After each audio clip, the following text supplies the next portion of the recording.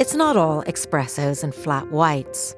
More and more specialty stores around the world are opening their doors to tea aficionados in search of the perfect brew.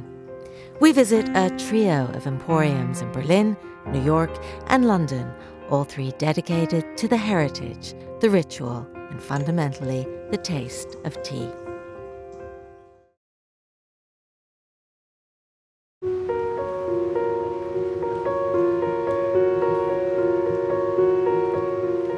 My mother loved nature and my father loves art. And for me, tea and tea culture is the embodiment of those two.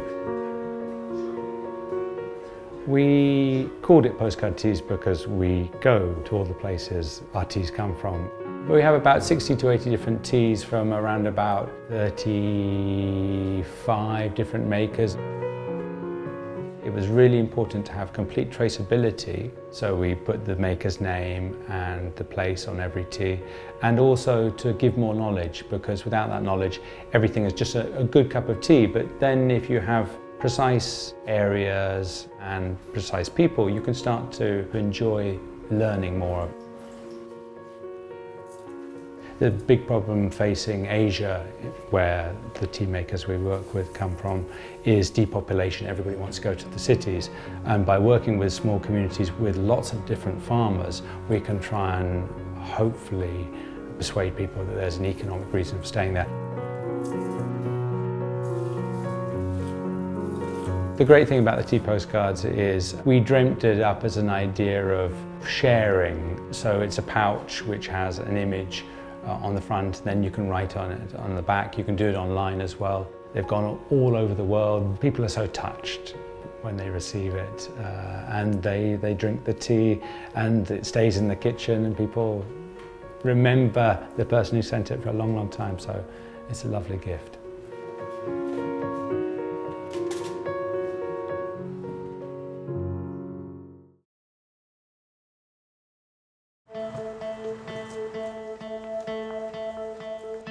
On a quiet side street in Berlin's Charlottenburg sits Paper and Tea, an emporium devoted to exactly what the name promises. Shop owner Jens de Gruyter is a true tea master. He opened the concept store 2 years ago with the mission to sell tea differently. The conventional tea shop that everyone thinks of is, you have a counter and you have a tea salesperson, and then you have like 80 to 100 tins in the back, and you get to sniff 3 times and then you buy or not buy. And we decided we needed to communicate much differently to make it fun and rewarding to engage with this higher level of tea. The shop resembles an interactive museum. Each tea is isolated and accompanied by its own background story. Visitors are encouraged to smell and thus discover their perfect tea. The tasting experience is optimized with the traditional tea ceremony. We've had people crying, being so moved and saying it's so beautiful. I think people see all the work that's gone into these, and once they understand all the work that's gone into these teas and then the amazing results you get from them versus what they know from kind of industrial mass processed tea is also something they're like, wow. Being the godson of a tea trader, Jens' passion for tea was kindled at a young age. He spent a lot of time studying the art of fine tea and traveling to the countries of origin. And, having learned about the traditions, he now wants to introduce Europe to the true and sometimes unorthodox ways of drinking tea.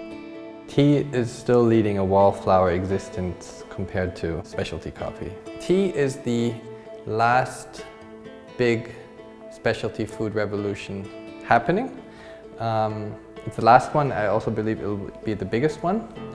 And we've converted a lot of people. And certainly I prefer good coffee over bad tea, because bad tea is a very boring product, but fine tea is just a wonderful thing.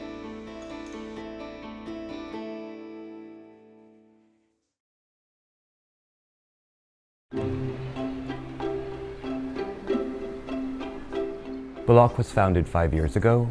The company is a partnership between myself, Heidi Johansson, and Scott Stewart. We were looking for something that we couldn't find in the tea world, so we decided to create it ourselves.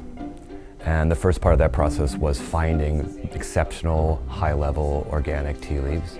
from all the best tea growing regions in the world. And once we found those leaves, which we do every season, and searching and finding them around the world, we bring them back here to Brooklyn, to the shop in Brooklyn and the atelier here, where we create blended teas, and we also sell them as they are, just as pure leaf teas.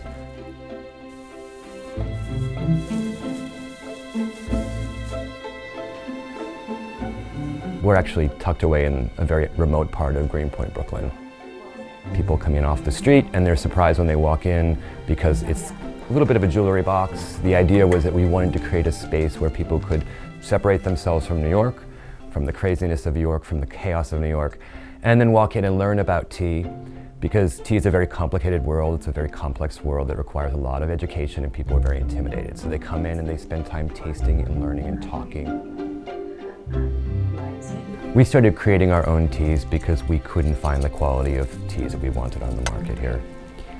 And the blended teas especially are unique because we're using very, very high-grade tea leaves and blending them with only natural ingredients.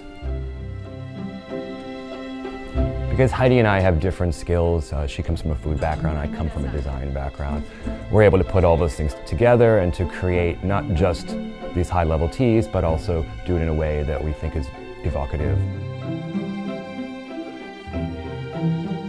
I think that's one of the things that I love most about the business, is that Belloc has become this collaboration of ideas.